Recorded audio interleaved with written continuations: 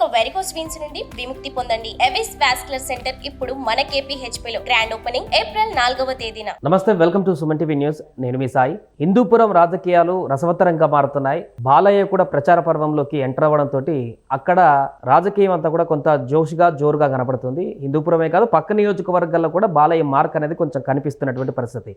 So అక్కడ బాలయ్య ఎలాంటి వ్యూహాలు అనుసరిస్తున్నారు, హిందూపురంలో తాజా రాజకీయ పరిస్థితులు ఏంటి, దీనికి సంబంధించి చర్చిద్దాం. మనతో పాటు Suman TV news chief editor Keshav గారు ఉన్నారు. సార్ నమస్తే. నమస్తే. ముందుగా బాలకృష్ణ ఈసారి ఏ రకమైనటువంటి వ్యూహంతో వెళ్తున్నారు? హిందూపురంలో కొంత రాజకీయ హీట్ కూడా పెరిగినట్టు కనపడుతుంది మిగతా పార్టీల్లో ఉన్నటువంటి కొన్ని పరిస్థితుల కారణంగా. దాన్ని ఎలా బాలయ్య డీల్ చేయబోతున్నారు? బాలకృష్ణ హిందూపురం పైన మంచి పట్టు సాధించాడని మనం చెప్పాల్సి వస్తుంది. ఎందుకంటే లాస్ట్ ఎలక్షన్స్ రిజల్ట్స్ కానీ అంతకు ముందర కానీ 2014లో ఫస్ట్ టైం ఎమ్మెల్యేగా కంటెస్ట్ చేశాడు, గెలిచారు. బహుశా 8,000-9,000 మెజారిటీతో గెలిచారు. పైగా అప్పుడు కూటమి అభ్యర్థి 3 పార్టీల మద్దతుతో పోటీ జరిగింది. 2019లో జరిగినటువంటి ఎన్నికల్లో ఒంటరిగా తెలుగుదేశం పార్టీ ఒంటరిగా పోటీ చేసినా కానీ బాలకృష్ణ మెజారిటీ మాత్రం పెరిగింది మిగతా నాయకులతో పోల్చి చూసినప్పుడు. అంటే అక్కడ నియోజకవర్గంలో ఆయనకి ఆదరాభిమానాలు పెరిగినట్టుగానే మనం చూడాల్సి ఉంటుంది. ఇప్పుడు ఈసారి అది ఏ విధంగా రిఫ్లెక్ట్ కాబోతుంది అనేది చూడాలి. పైగా అభ్యర్థులను కూడా మార్చి ప్రయోగం చేస్తున్నాడు. జగన్మోహన్ రెడ్డి గారు లాస్ట్ టైం ఇచ్చినటువంటి అభ్యర్థి మహమ్మద్ ఇక్బాల్ పోటీ చేశాడు, ఎమ్మెల్సీ. ఆయన ఒక IPS ఆఫీసరు. రిటైర్మెంట్ తీసుకున్న వెంటనే ఆయనకి వైసీపీ నుంచి కండువా కప్పి టికెట్ ఇచ్చారు. హిందూపురంలో పోటీ చేశాడు, ఓడిపోయారు. ఆయనకి ఎమ్మెల్సీ ఇచ్చారు. అది కూడా 2 years లాటరీలో ఏదో 2 years వచ్చినట్టుంది. మళ్ళీ తర్వాత 2021లో మళ్ళీ ఇంకోసారి ఆయనకి ఎమ్మెల్సీ ఇచ్చారు. ఇప్పుడు అలాంటి వ్యక్తి ఆయన రిజైన్ చేసి వెళ్ళిపోయారు. ఎందుకంటే బాలకృష్ణ మీద పోటీ చేయడానికి ఆయన ఆసక్తిగా ఉన్నప్పటికీ కూడా పార్టీ అభ్యర్థిని మార్చింది. మహిళా నేతకి తిప్పేగౌడ దీపికకి టికెట్ కేటాయించారు. కాబట్టి ఈసారి పోటీ ఎలా ఉంటుంది? మహిళలని తీసుకొచ్చి పెట్టడం వలన ఒకవేళ ఓటు బ్యాంక్ ఏమైనా పుంజుకునే అవకాశం ఉంటుందా చూడాలి. కానీ బాలకృష్ణ మాత్రం ఒక ప్రణాళిక ప్రకారం ముందుకెళ్తున్నారు. 12వ తేదీ నుంచి క్యాన్వాసింగ్ మొదలు పెట్టబోతున్నారు. ఈ నెల 12వ తేదీ ఆయన ముహూర్తాలు అవన్నీ బాగా చూసుకుంటారు కాబట్టి ముహూర్తాన్ని ఫిక్స్ చేసుకున్నారు. 12వ తేదీన ప్రచార పర్వం మొదలవుద్ది. ఈ నెల 19వ తేదీన నామినేషన్ వేస్తారు. సాధారణంగా బాలకృష్ణ నియోజకవర్గంలో అంటే అందుబాటులో ఎక్కువ ఉండరు, హైదరాబాద్లో ఉంటారు, లేదా షూటింగ్లకు ఎక్కువ తిరుగుతారు. ఇలాంటి ఉన్నప్పటికీ కూడా బలమైనటువంటి ఎమ్మెల్యేగా అక్కడ ఇప్పటికి ప్రజాదరణ ఉన్నటువంటి వ్యక్తిగా ఎలా నిలబడగలిగారు బాలకృష్ణ? ఇప్పటికి కూడా పాజిటివ్గా చెప్పుడు. సమస్య మీద వచ్చిన వాళ్ళకి సమస్యకు పరిష్కారం కావాలి. బాలకృష్ణ కావాలా, పవన్ కళ్యాణ్ కావాలనేది కాదు. బాలకృష్ణ గారు ఆయన నియోజకవర్గంలో ఒక బలమైనటువంటి వ్యవస్థను ఏర్పాటు చేసుకున్నారు.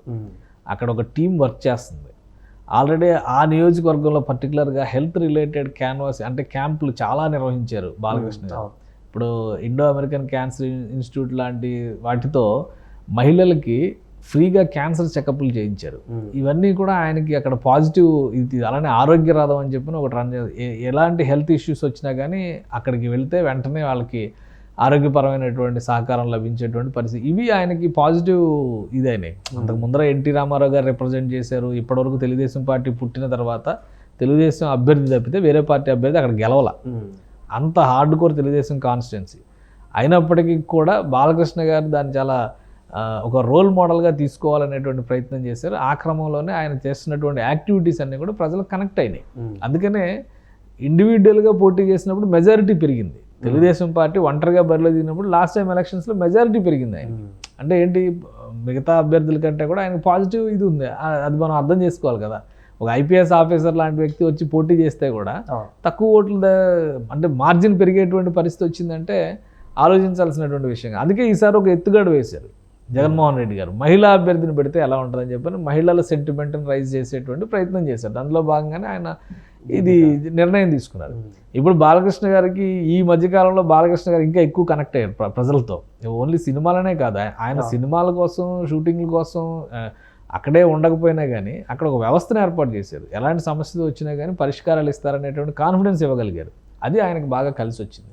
ఇప్పుడు ఇంకా పాపులారిటీ పెరిగింది, సినిమాలతో పెరిగింది. అలానే ఈ మధ్య ఆయన చేసినటువంటి OTT షోలు ఇవన్నీ కూడా ఆయనకు బాగా కలిసి వచ్చినాయి. అంటే ఒక ఓపెన్నెస్ ఉన్నటువంటి మనిషి, బోళా మనిషి అనేటువంటి అభిప్రాయం. ఏదైనా కష్టంతో వెళ్తే వెంటనే సాయం చేస్తారనేటువంటి నమ్మకం ఆ నియోజకవర్గ ప్రజల్లో కూడా ఇంకా ఎక్కువ కలిగేటువంటి అవకాశం ఉంది. అందుకనే ఆయన చాలా క్లియర్గా ఉన్నారు, ఒక రూట్ మ్యాప్ రెడీ చేసేసుకున్నారు. 12వ తేదీన ఆయన క్యాన్వాసింగ్ మొదలు పెడతారు, డోర్ టు డోర్ క్యాన్వాసింగ్ వెళ్తారు. 19వ తేదీ యాక్చువల్లీ ఎన్నికల నోటిఫికేషన్ 18వ తేదీన వస్తుంది, నామినేషన్స్ ఆ రోజు నుంచి మొదలవుతాయి. 19వ తేదీ ఆయన మంచి ముహూర్తం చూసుకున్నారు. 19వ తేదీన ఆయన నామినేషన్ వేయడానికి ముహూర్తం కూడా ఫిక్స్ చేసుకున్నారు. అది కూడా అఫీషియల్గా అనౌన్స్ చేస్తారు ఇప్పుడు, బహుశా ఈరోజు వచ్చేస్తుంది దానికి సంబంధించి. సో అంటే ఒక ప్లాన్ ప్రకారం బాలకృష్ణ హిందూపురంలో తన పట్టును నిలబెట్టుకునేటువంటి ప్రయత్నం చేస్తున్నారు. హిందూపురంలో ఆయనని ఎలా అయినా ఆయన అడ్డుకోవాలి, ఆయన ఓడించాలనేటువంటి వ్యూహాన్ని వైసీపీ అమలు చేసేటువంటి ప్రయత్నం చేస్తుంది. కాకపోతే ఇప్పుడు అన్ఎక్స్పెక్టెడ్గా మహమ్మద్ ఇక్బాల్ లాంటి నాయకుడు, ఎమ్మెల్సీగా అక్కడ ప్రభావం ఉన్నటువంటి నాయకుడు, ఆయన రిజైన్ చేసి రావడం అనేది వైసీపీకి అక్కడ కొంత ఎదురు దెబ్బ అనే అనుకోవాల్సి ఉంటుంది. ఇప్పుడు టీడీపీలో చేరేటువంటి అవకాశం ఉంది ఆయన, ఎందుకంటే బాలకృష్ణతో కూడా కొంచెం టచ్లో ఉన్నారనేటువంటి వార్తలు వస్తాయి. బాలకృష్ణతో టచ్లో ఉన్నారు, లోకేష్ గారితో టచ్లో ఉన్నారు, చంద్రబాబు నాయుడుతో టచ్లో ఉన్నారు. ఇవన్నీ కూడా కామన్గా వస్తున్నటువంటి ఫీలర్స్. బట్ పార్టీ మారేటువంటి అవకాశాలు అయితే ఎక్కువగా కనిపిస్తున్నాయి. అంతకు ముందర ఇంకోటి ఏంటంటే మహమ్మద్ ఇక్బాల్ అనేటువంటి ఆఫీసరు చంద్రబాబు నాయుడు సీఎంగా ఉన్నప్పుడు 2003-2004లో చీఫ్ సెక్యూరిటీ ఆఫీసర్గా పనిచేశాడు. కాబట్టి చంద్రబాబు నాయుడుతో కూడా ఆయనకి సత్సంబంధాలే ఉంటాయి. తర్వాత లాస్ట్ టైం ఎలక్షన్స్ ముందర ఆయన రాజీనామా చేసేటప్పుడు వేవ్ని బట్టి వైసీపీలో జాయిన్ అయి ఉండొచ్చు. ఇప్పుడు పరిస్థితులను బట్టి మళ్ళీ తెలుగుదేశంలోకి వెళ్ళడానికి కూడా ప్రత్యామ్నాయ మార్గాలు ఏర్పాటు చేసుకునేటువంటి అవకాశాలు ఉండొచ్చు. సో ఇవి ఈక్వేషన్స్ ప్రకారం చూసుకుంటే కనుక హిందూపురం రాజకీయాల్లో ఇప్పుడు పరిపూర్ణానంద స్వామి అని ఒక ఆయన బయలుదేరారు, ప్రచారం కూడా చేసినట్టున్నాడు. ఆయన అసెంబ్లీకి పార్లమెంట్కి నామినేషన్స్ వేస్తారంట, అలాగే రాష్ట్ర వ్యాప్తంగా కూడా నామినేషన్స్ వేయిస్తారంట. అందరితో అసంతృప్తవాదులు అందరూ 30 మంది నాతో టచ్లో ఉన్నారు, ఆ కుటుంబంలో వాళ్ళకే టికెట్లు ఇవ్వడం ఏంటి అనేటువంటి ఒక ప్రశ్న ఏదో రైజ్ చేశారు ఆయనకి ఎవరు ఓటేస్తారో మరి ఆయన వెనక ఎవరు వెళ్తారో మనకు తెలియదు. బట్ ఏంటంటే ఒక ప్రయత్నం అంటే హిందూపురంలో ఒక గందరగోళ పరిస్థితి సృష్టించేందుకు కావాల్సినంత సబ్జెక్ట్ అక్కడ మ్యాటర్ క్రియేట్ చేస్తున్నటువంటి పరిస్థితి ఉంది. కానీ బాలకృష్ణ మాత్రం తన వ్యూహం ప్రకారం, తన ప్రణాళిక ప్రకారం ప్రజల్లో తనకు పట్టుంది అనేటువంటి విశ్వాసంతో ముందుకు పోతున్నటువంటి పరిస్థితి ఉంది. అందుకనే ఆయన 12న ఒక ముహూర్తం, 19న ఒక ముహూర్తం ఖరారు. ఇప్పటివరకు ఏ అసెంబ్లీ నియోజకవర్గానికి సంబంధించి కూడా పలానా రోజు నామినేషన్ వేస్తా అనేటువంటి ప్రకటన రాలా. కానీ బాలకృష్ణ మాత్రం రెడీ చేసి పెట్టుకున్నారు, ఆ ప్రకటన రిలీజ్ చేయబోతున్నారు. హిందూపురంతోనే కాకుండా ఈసారి నగరి మీద కూడా కొంత కాన్సన్ట్రేషన్ చేసినట్టు కనపడుతుంది బాలయ్య. అంటే అక్కడ రోజాకు ఈసారి గట్టి పోటీ ఇచ్చేందుకు వ్యూహాలు కూడా రచిస్తున్నట్టుంది బాలయ్య. అంటే బాలకృష్ణ ఒక లీడర్గా ఎదిగేటువంటి క్రమంలో ఆయన ప్రస్తుతానికి ఎమ్మెల్యే అనే అంతవరకు తన పాత్ర వరకే పరిమితమై ఉన్నటువంటి పరిస్థితి ఉంది. ఇప్పుడు ఏంటంటే ఎట్టి పరిస్థితుల్లో తెలుగుదేశం పార్టీ అధికారంలోకి రావాలనుకున్నప్పుడు తెలుగుదేశం పార్టీ తరఫున ఒక స్టార్ క్యాంపెయినర్గా బాలకృష్ణ ఏ నియోజకవర్గంలో అయినా కానీ ప్రచారం చేయొచ్చు. అందుకని తన నియోజకవర్గంలో ఒక ప్రణాళిక ప్రకారం ముందుగా వ్యూహం రెడీ చేసి పెట్టుకుంటే పక్క నియోజకవర్గాలు, ఈవెన్ రాయలసీమలో కూడా బాలకృష్ణకి మంచి అభిమానులు ఉన్నారు. తిరుపతిలో ప్రచారం చేయొచ్చు, కాకపోతే తిరుపతి జనసేన కోటాలో ఉన్నటువంటి సీటు. అలానే నగరి కావచ్చు, ఇంకా కుప్పంలో చేయొచ్చు. ఎందుకంటే చంద్రబాబు నాయుడిని ఓడించాలనేటువంటి ప్రణాళికలు చాలా బలంగా అమలు చేసే ప్రయత్నం జరుగుతుంది అంటున్నారు.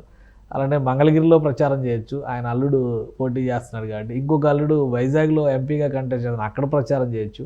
సో ఆయన ఒక స్టార్ క్యాంపెయినర్, తెలుగుదేశం పార్టీకి సంబంధించినంత వరకు ఒక జనాకర్షణ కలిగినటువంటి నాయకుడు, స్టార్ క్యాంపెయినర్. కాబట్టి బాలకృష్ణ ఎక్కడైనా ఫోకస్ చేయొచ్చు. ఇక రోజా అంటే అక్కడ ఆమె ఒక నాయకురాలుగానే కాకుండా ఫిల్మ్ ఇండస్ట్రీ నుంచి వచ్చినటువంటి పర్సనాలిటీగా ఇద్దరు భిన్న ధృవాలు అనేటువంటి, అంటే 2 పార్టీల్లో ఉన్నారు కాబట్టి. కానీ వాళ్ళిద్దరి మధ్య మంచి ఫ్రెండ్షిప్ ఉంటుంది. ఎందుకంటే లాస్ట్ టైం మనం శాసన మండలిలో 3 రాజధానుల బిల్లు పైన విపరీతమైనటువంటి వేడి చర్చలు జరుగుతుంటే వీళ్ళిద్దరూ గ్యాలరీలో కూర్చొని ఫోటోలు తీసుకున్నారు, సెల్ఫీలు తీసుకున్నారు. కాబట్టి అది పొలిటికల్గా ఇచ్చేటువంటి కౌంటర్ రియాక్షన్ కింద బాలకృష్ణ చేయబోయేటువంటి క్యాంపెయిన్ మనం చూడాల్సి ఉంటుంది. అంతవరకే కానీ పర్సనల్గా వెళ్ళేటువంటి అవకాశాలు చాలా తక్కువ ఉంటాయి.